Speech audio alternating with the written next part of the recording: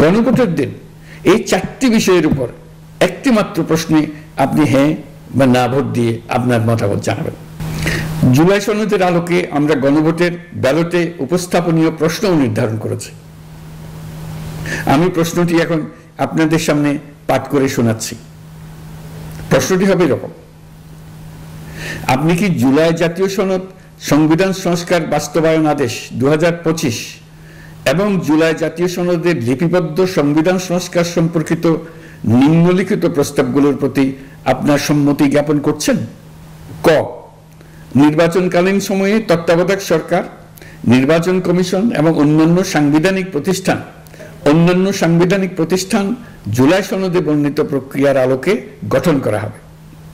খ, আগামী সংসদ হবে 2 কক্ষ বিশিষ্ট। জাতীয় সংসদ নির্বাচনে দলগুলোর প্রাপ্ত ভোটের অনুপাতে 100 জন সদস্য বিশিষ্ট একটি উচ্চকক্ষ গঠিত হবে এবং সংবিধান সংশোধন করতে হলে উচ্চকক্ষের সংখ্যাগরিষ্ঠ সদস্যের অনুমোদন দরকার হবে।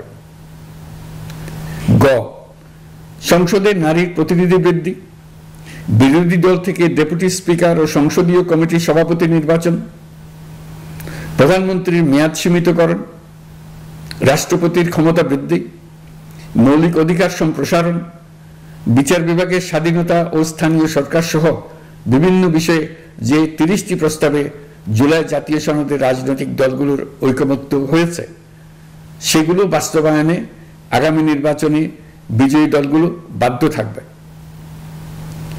ঘ, জুলাই সনদে বর্ণিত অন্যান্য সংস্কার রাজনৈতিক দলগুলোর প্রতিশ্রুতি অনুসারে বাস্তবায়ন করা হবে।